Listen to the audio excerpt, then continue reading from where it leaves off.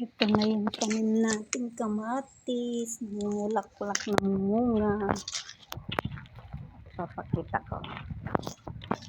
Dapat na silang paginabangan. Kalamansi.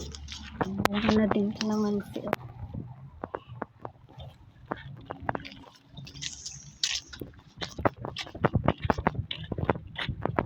Dito banda may marami-rami yung bunga.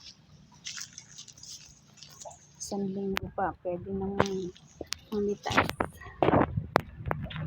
Pag may itinanim, may aanihin. Dito sa banda rito, may kamatis pa, namumulak-lak na din.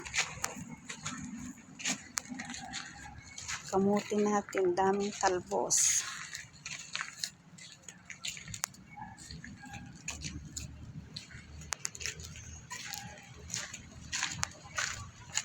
Ilang punong talong namumulaklak, meron ng kaisa-isang bunga. Ayun, may bunga ng maliit. Oh. Diba? Nakakatuwa. Malapit ng pakinabangan.